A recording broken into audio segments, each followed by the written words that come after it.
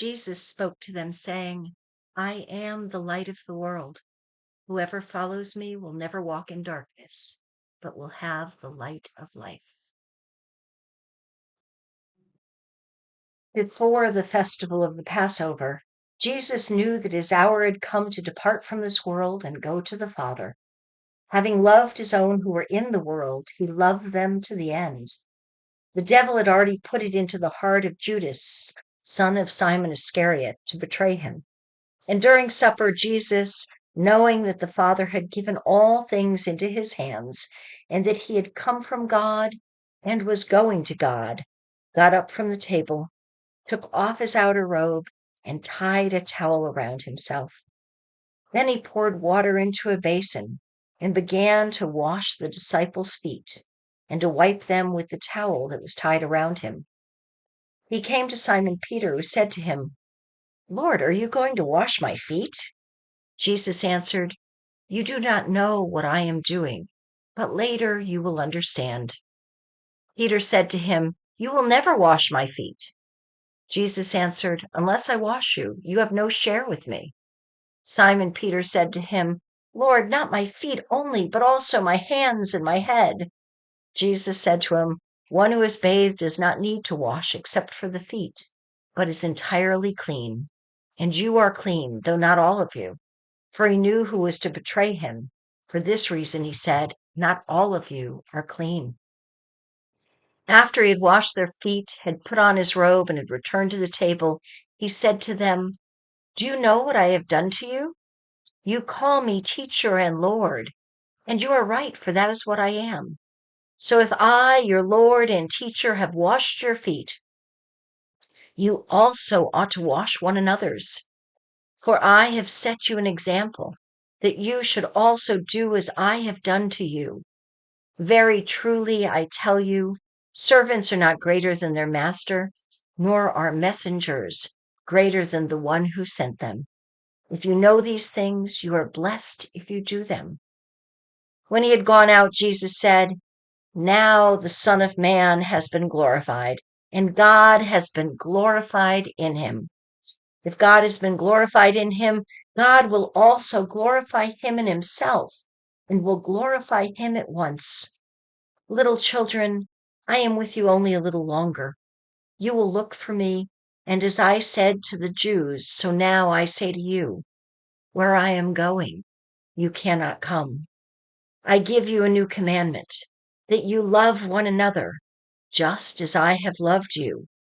You also should love one another. By this, everyone will know that you are my disciples, if you have love for one another.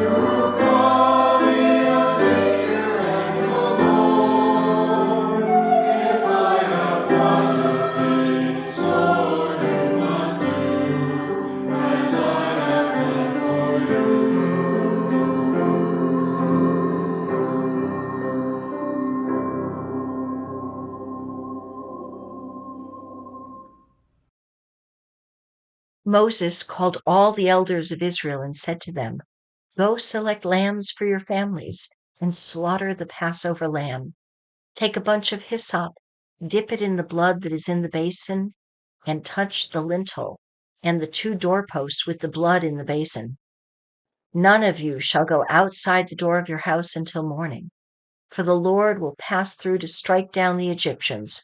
When he sees the blood on the lintel and on the two doorposts, the Lord will pass over that door and will not allow the destroyer to enter your houses to strike you down. You shall observe this rite as a perpetual ordinance for you and your children. When you come to the land that the Lord will give you, as he has promised, you shall keep this observance.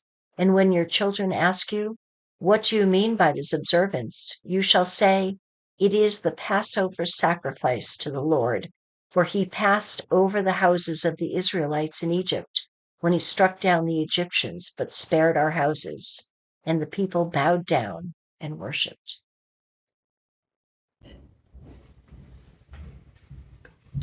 Jesus in the Garden of Gethsemane.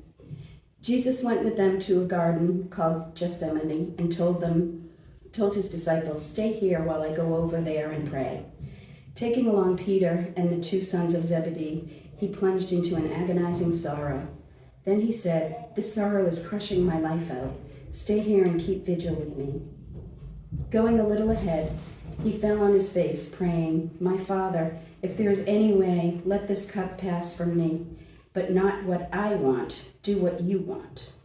When he came back to his disciples, he found them sound asleep. He said to Peter, "Couldn't you stay awake with me a single hour? Stay alert in prayer so you don't wander into temptation without even knowing you're in danger. The spirit is willing, but the flesh is weak."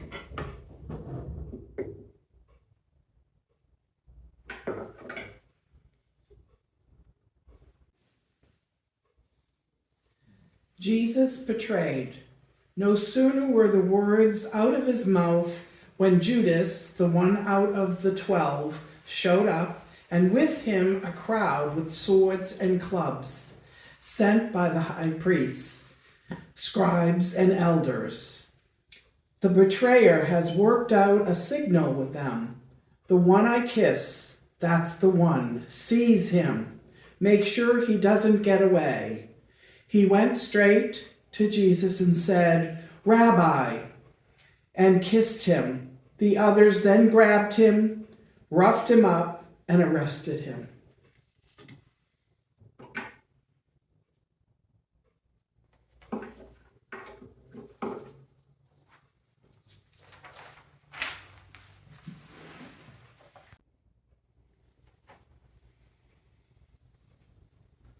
Jesus is condemned by the Sanhedrin. When it was morning, the religious leaders of the people and the high priests and scholars all got together and brought him before their council. They said, "Are you the Messiah?" He answered, "If I said yes, you wouldn't believe me. If I asked what you meant by your question, you wouldn't answer me. So here's what I have to say. From here on, the Son of Man takes his place at God's right hand, the place of power." They all said, "So you admit your claim to be the Son of God?" "You're the ones who keep saying it," he said. But they had made up their minds. "Why do we need any more evidence? We've all heard it from his own lips." Jesus denied by Peter. At this time, Peter was setting out in the courtyard. One servant girl came to him and said, "You were with Jesus the Galilean." In front of everybody there, he denied it. "I don't know what you're talking about." As he moved over toward the gate, someone else said to the people before, "That man was with Jesus the Nazarene." Again, he denied it, salting his denial with an oath, "I swear I never had eyes on the man." Shortly after that, some bystanders approached Peter. "You got to be one of them. Your accent gives you away." Then he got really nervous and said, "I don't know the man." And then the rooster crowed. Peter remembered what Jesus had said, "Before the rooster crows, you will deny me 3 times." He went out and wept.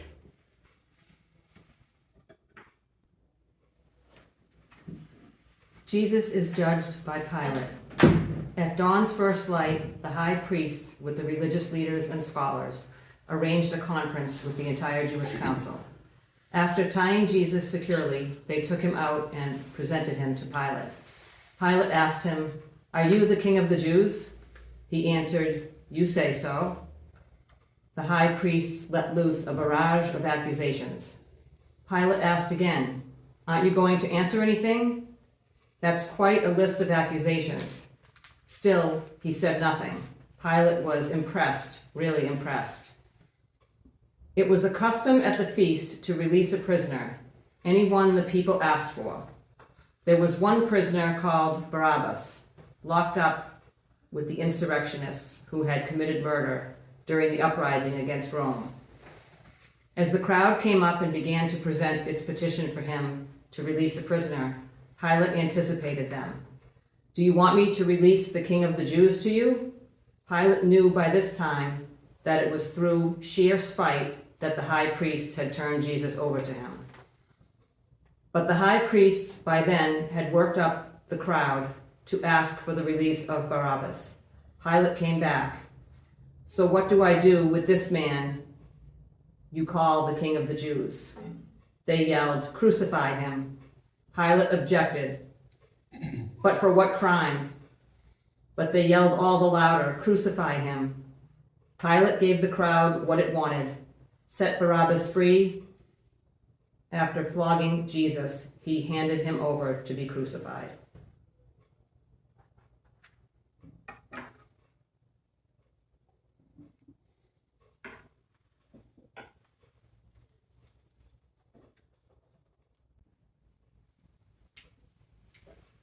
Jesus is scourged and crowned with thorns. So Pilate took Jesus and had him whipped. The soldiers, having braided a crown from thorns, set it on his head, threw a purple robe over him, and approached him with, "Hail, King of the Jews!" Then they greeted him with slaps in the face. They struck his head with a reed, spat on him, and kneeled down in mock worship. They took off the purple cloak and put his own clothes back on him. Then they led him out to crucify him. When the high priests and the police saw him, they shouted, "Crucify him! Crucify him!" Pilate told them, "You take him, you crucify him. I find no case against him." They cried out, "Away with him! Away with him! Crucify him!" Pilate asked them, "I am to crucify your king?" The high priest answered, "We have no king except Caesar." Then he handed him over to them to be crucified.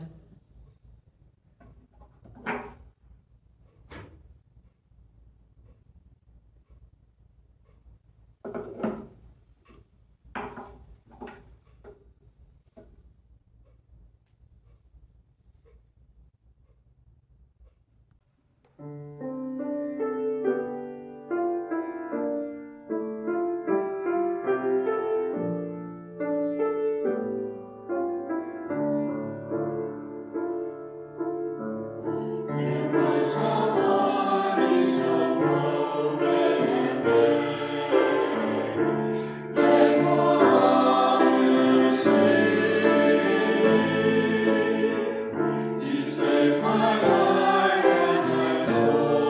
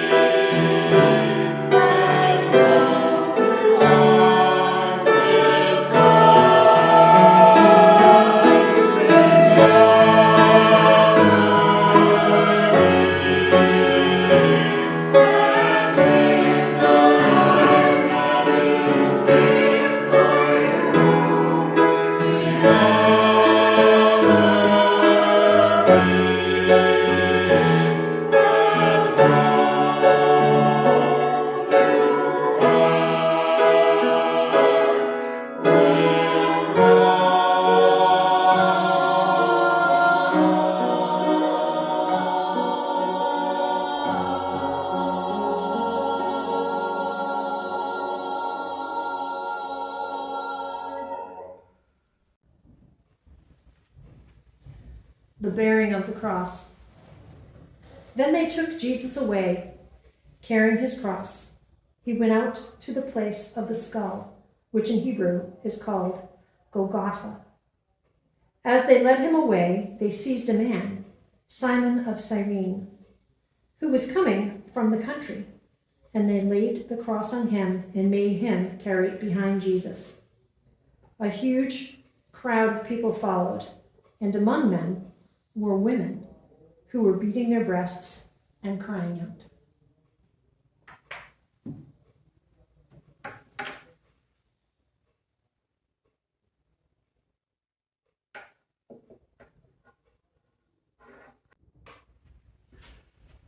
When they got to the place called Skull Hill, they crucified him along with the criminals, one on his right, the other on his left. Jesus prayed, "Father, forgive them, for they know not what they do." Dividing upon his clothes, they threw dice for them. The people stood there, staring at Jesus, and the ringleaders made faces, taunting. He saved others. Let's see him save himself, as if he is the Messiah of God, the chosen one. The soldiers also came up and mocked him. They toasted him with sour wine. "So you're the king of the Jews? Save yourself." There was also an inscription over him. "This is the King of the Jews."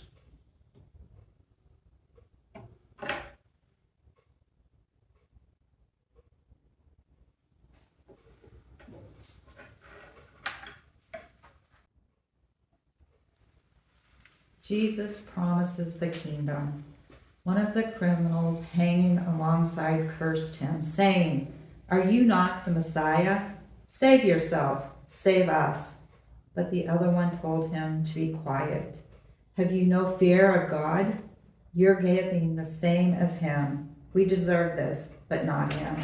He did nothing to deserve this." Then he said, "Jesus, remember me when you enter your kingdom." He said, "Truly, I tell you, today you will join me in paradise."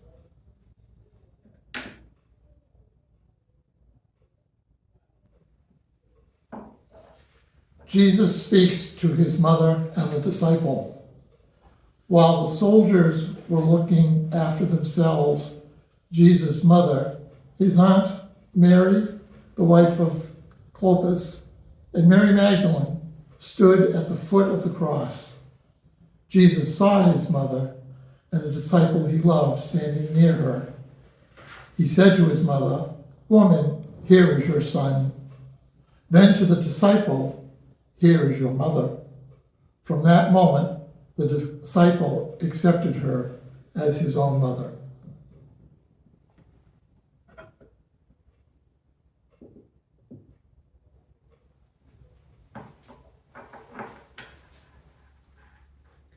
Jesus dies on the cross. It was now about noon, and the darkness came over the whole land until 3 p.m, while the sun's lights failed and the curtain of the temple was torn in two. Then Jesus, crying with a loud voice, said, "Father, into your hands I commend my spirit." Having said this, he breathed his last. When the centurion saw what had taken place, he praised God and said, "Certainly, this man was innocent." And when all the crowds who had gathered there for this spectacle saw what had taken place, they returned home, overcome with grief. Those who knew Jesus well, along with the women who had followed him from Galilee, stood at a respectful distance and kept vigil.